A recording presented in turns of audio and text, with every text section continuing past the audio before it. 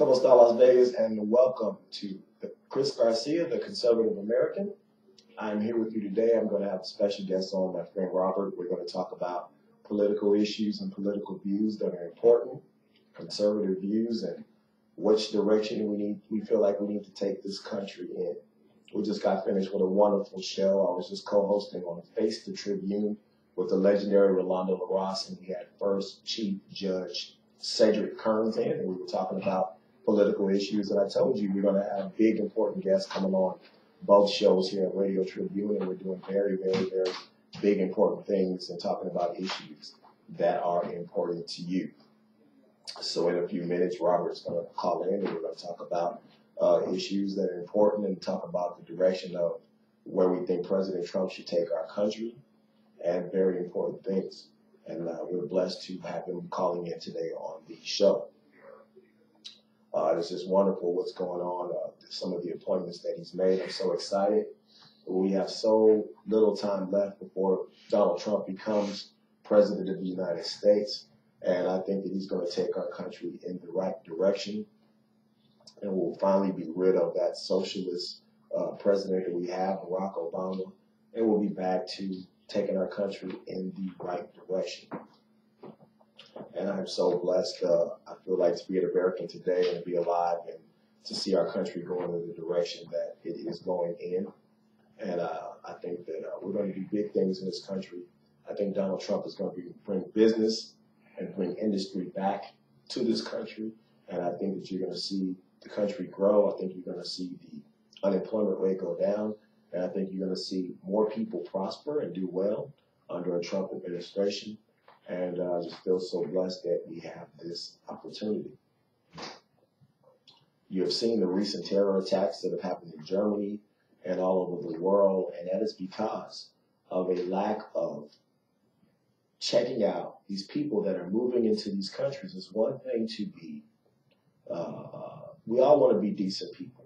We all want to see people safe. We don't want to see people getting slaughtered in Aleppo, Syria, being slaughtered in Iraq, being slaughtered in some of these terrorist countries, of course. But we have to vet these people that are coming into these Western countries. We have to vet people that are coming into Germany. We have to vet people that are coming into France. We have to vet people that are coming into the United States. You cannot just have open borders because these attacks will become more and more frequent. I believe that is our guest today. You're on the air. I'm on the air? You're on the air. What's up, you? What's up? Hi, Robert. How are you doing? How you doing, Robert? I'm doing all right. How you doing? I'm doing excellent. I'm doing excellent. You're live here on the show, and I wanted to give you a chance to just talk to the American people. And what do you think about Donald Trump, and what do you think about the direction the country's going in?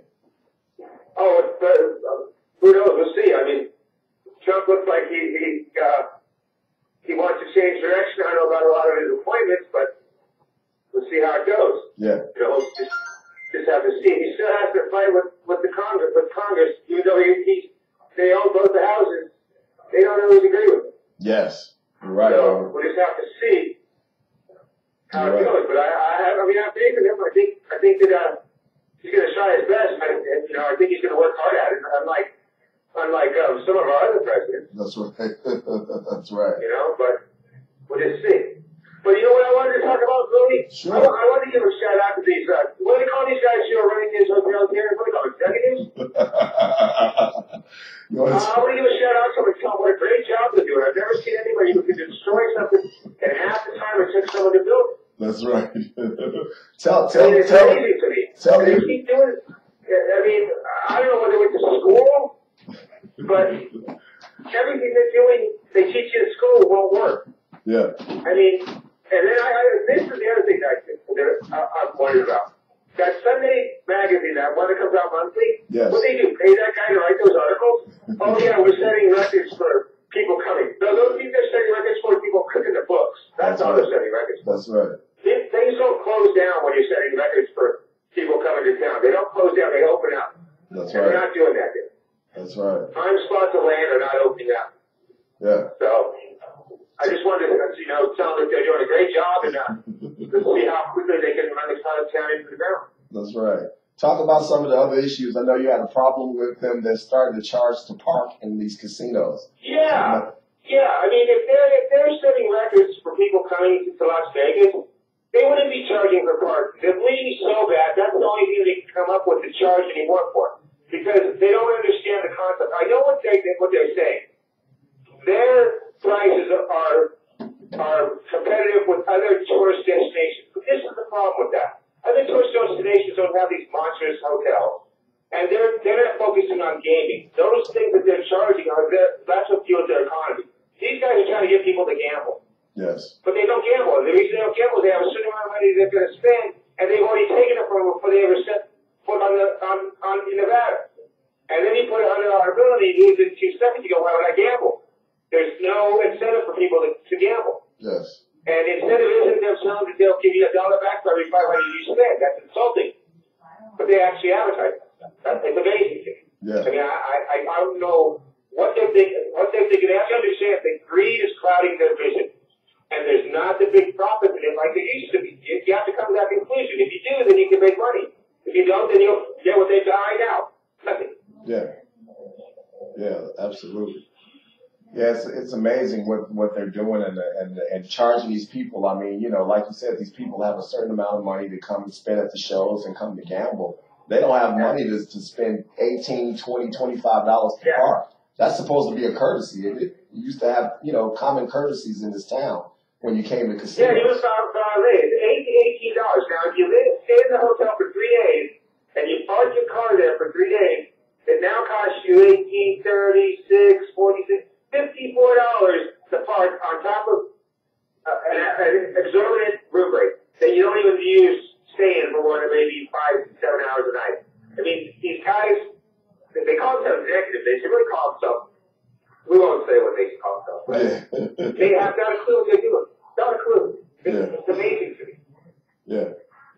Yeah, it's amazing. What else is on your mind, Robert? What else is going on in the city of Las Vegas or in the country that you'd like to talk about? I don't know. What do you got?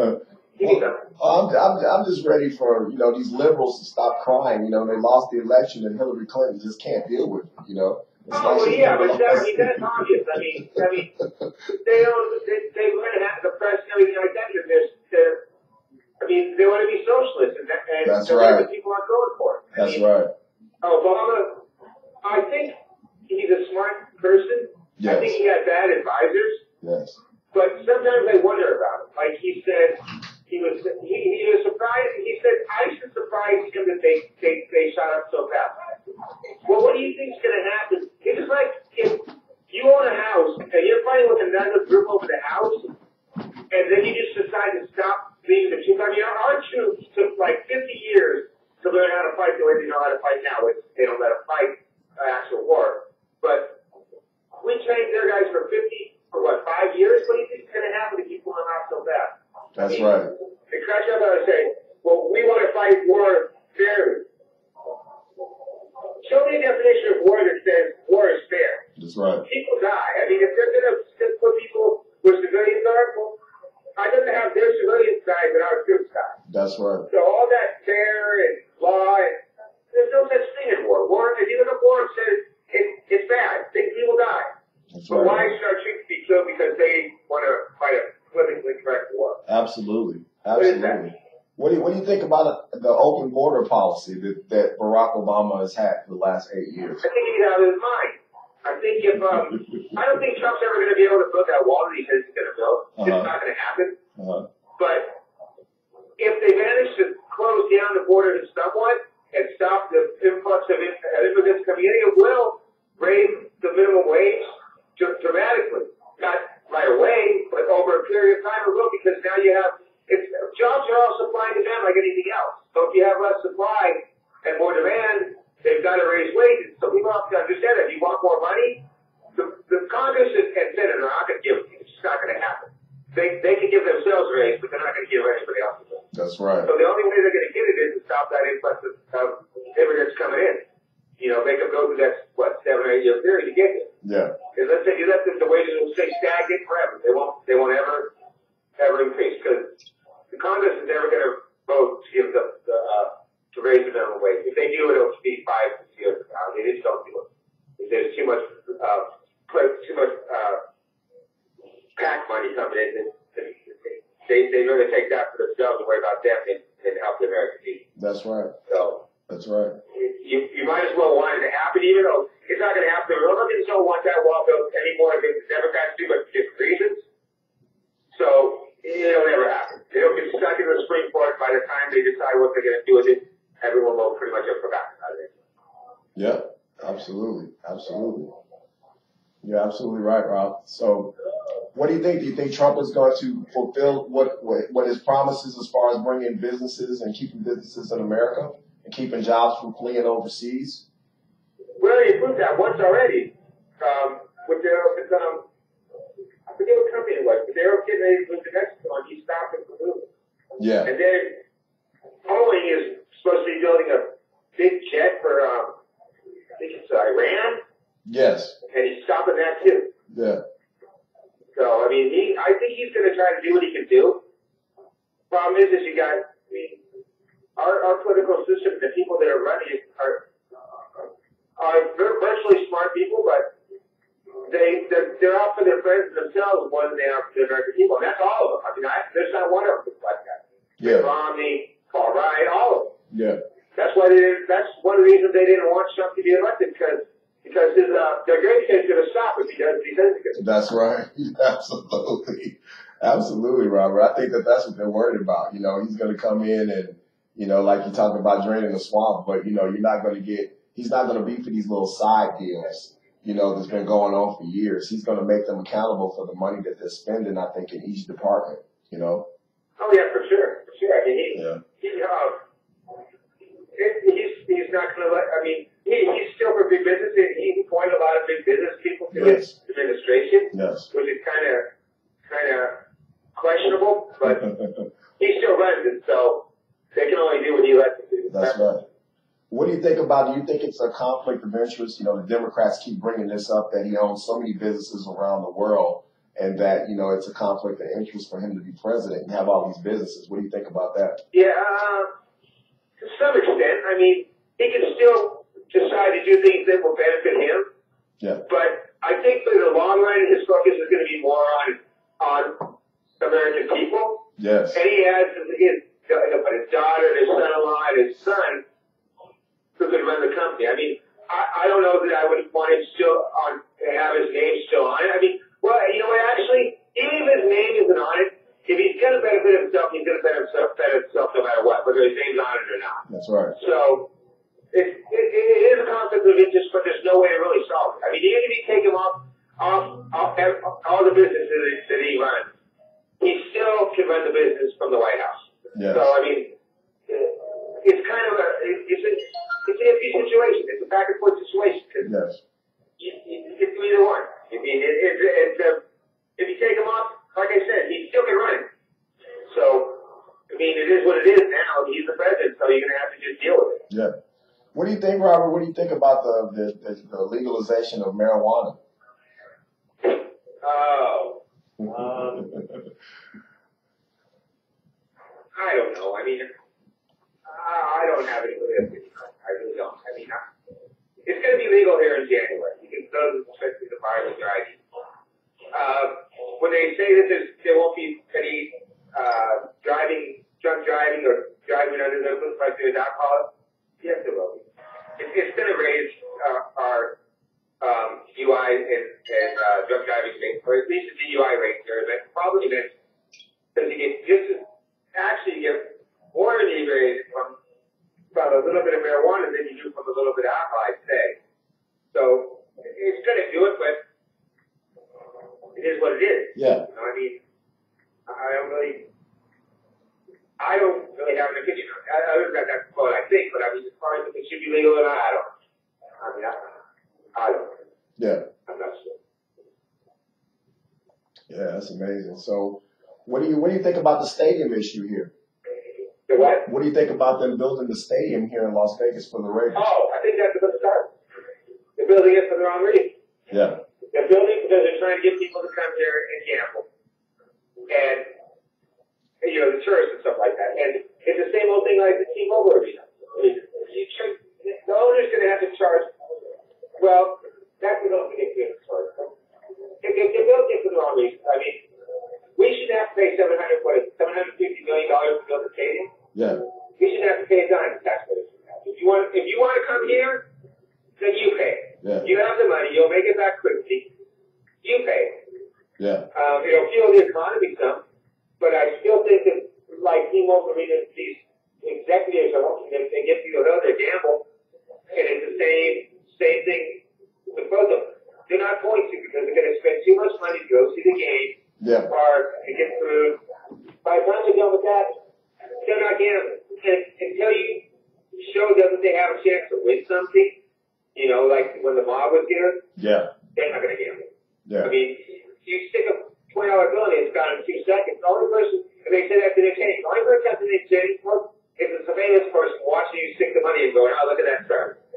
Because you can't, they have no shot here. So, I mean, this place, honestly, in my opinion, this place has about, and this was, I was going to say this is one place where the Stardust is supposed to go. It was bought by a big corporation. The Stardust probably has been stagnant for what, about 7-8 years? Yeah. They're not slated to build in 2019. Why do you think that is? Because they figure that'll be how long it'll take before they can figure out if these guys are going to drive the place so far to the ground, it's beyond repair. Right. And if it's not, then they'll build. But if it is, they're not going to build because they don't think they're lost. That's the other thing I was trying to say. If you understand records for people coming in, the Frontier and Stardust properties would be going up so fast, they'd be falling apart as fast as they can throw them up. Yeah. And they're not even trying. So please stop with all this, you're setting records. Because the only thing that the owners setting records for is how to fit the books to make it look like. So, I wish one would call in and just give me a little insight into what they're thinking. Especially when it said, enhance the game, enhance the players' experience if we charge for parking. How would that enhance my experience? I'd like to have one of you call and just explain to me how that would enhance my experience. I mean, really? Yeah. I mean, it's amazing. So, yeah, as far as the stadium, I think it'll help the economy, but it's not going to do what these guys want to do. Nothing's going to do what these guys want to do until they come to the conclusion that there's just no profit. Not as big profit in gaming as there used to be. Once they come to that conclusion, they can do the right thing. But until then, they'll just continue to drive the place into the ground until it's beyond repair. And then they'll go, oops, I guess we didn't make the right decision. You think? So what do you think the future of Las Vegas is, Robert? What do you think is gonna happen? Huh? What do you think the future of Las Vegas is? What do you see? What do you see? What do you see the future of this city in 5 years? What do you think? I don't know. I mean, we should know it. We should know it in 2 or 3 years. If they continue to do what they're doing, it's not going to be in gaming anymore, or in a resort. If they manage to figure it out and change, then it'll show me what it is now. If they don't, it's going to be beyond repair. I mean, it gets to that point now. Yeah. So who knows what the future of Las Vegas is. Yeah. I mean, that's my opinion. I might be wrong. It wouldn't be the first time, but it's just, I've been out here 13 years doing time show on this strip, and I've never seen it how it is right now. Not like during the mornings and earlier mornings and like 9 o'clock at night. Yeah. Instead, it's a ghost town. Wow. So we just have to see. I mean, maybe we'll get lucky, or they'll have an epiphany, and they'll decide maybe we're not doing the right thing, which I doubt, because it's such slime balls. Yeah. But we'll see. So I don't know what the future's here. We got about. I believe it's 2 or 3 years left. We got about 3 minutes left on the show, but Robert, what do you think the main issues are? Why do you think that less tourists are coming here and they're spending less money? What do you think the problems are? I think it is. What I think it's because they're trying to run this like you run a resort town in Florida. They say their prices are competitive with those other travel destinations. This is the problem. You're not trying to get them to spend money on rooms and food and all that stuff. You're trying to get them to gamble. So your prices have to be much lower than any place else because there's the only real tourist thing to do here besides the gaming is to go to Grand Canyon, which is a couple, 2-3 hours away. You want people to gamble. Well, if they're not going to gamble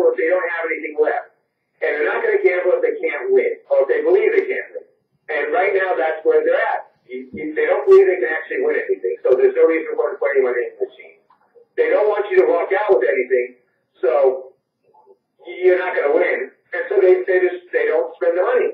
So when the mob owned it, they knew for every dollar that they gave out, they were going to get 10 back. These guys want to give out $1 and get 2,000 back. I seen a thing the other day that said, for every 1,000 points you get, we'll give you $1 back. So basically what you're telling me is, if I spend $1,000 a year, you'll give me $1 back. Gee, thank you. That's mighty nice of you. Have a nice day. So that's why, I mean, I don't know who thinks that those are incentives or who thinks those are great deals, but that person needs to be immediately fired because they're an idiot. Yeah. They're more insulting than they are deals. I mean, it's when you can walk down the street and hear a 12-ounce beer, $6. They're advertising that, yelling it on the street. And so who exactly is that a good deal for? Not for the consumer. I mean, we're not even talking about, like, I know it's a service station, but you got to be real. Yeah. I mean, that's just complete and utter greed and idiocy. Then they wonder, well, why is it even coming? You don't know why? I mean, the concept that they're trying to work here is completely different from any concept anywhere else. And so they're destroying it. I mean, they think that they're going to make these huge profits, and they're not. They're just not in the economy anymore. Maybe they'll come back in a couple of years and something else, who knows? But right now, there's not those profits in gaming. So you have to take what you get, or you do what you do and you drive the place in the ground, you file bankruptcy, $20 billion, and then you blame it on everybody else's fault that you can't make any money. Yeah. I mean, it's amazing to me. I don't understand. Yeah, absolutely. Yeah, I agree with you. And I don't know if Trump is going to be able to do anything about that, you know? Yeah.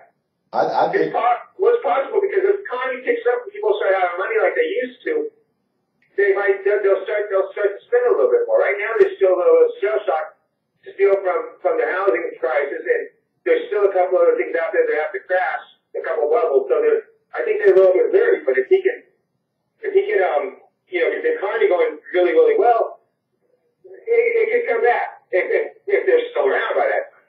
Yeah. You know, if they try to figure out and do the right thing for a minute, then it certainly can come back. But the way they have it, you're right. Yeah, it probably won't. The way they have it, who knows? Robert, I want to thank you for being on my show today, man. I mean, the people learn so much from you, what's going on all over the country, and especially here in Las Vegas. I know there are things that, you love the city like me, and you see it being run into the ground by a lot of people that don't know what they're doing. So I just thank you for being on the show today, Robert, and talking about some of the issues, brother. Thank you. You have a great day, and I'll talk to you in a little while. Absolutely, Robert. See you later. Later.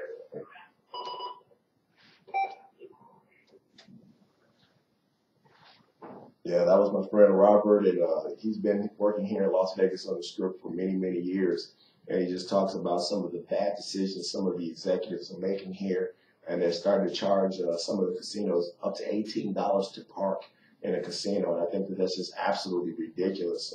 They're talking about how it's going to help the whole experience of coming to Las Vegas and coming to their particular casinos, and I think that's an absolute joke. That's not making any improvements as far as the casinos are coming. If people having to park $18, I mean, that's, what happened to valet parking? What happened to people being able to park at the casinos for free? They're already spending enough money here in Las Vegas. And I think that that's just a ridiculous issue. And I think they have a lot of things here in Las Vegas to figure out if they want to keep the tourists coming here. I want to thank you for watching today. Chris Garcia, the Conservative American, and I told you we would talk about many, many, many different issues here. And I want to thank my friend Robert for calling in. The show will be up on YouTube later. And again, I'm always here Monday through Friday, 1 to 1:30, streaming live on Radio Tribune. And you can watch us later on in a couple hours. We will be up on YouTube all over the country. Thank you for watching today. God bless America. God bless our troops all over the world. Have a Merry Christmas, and please be safe this weekend. God bless you.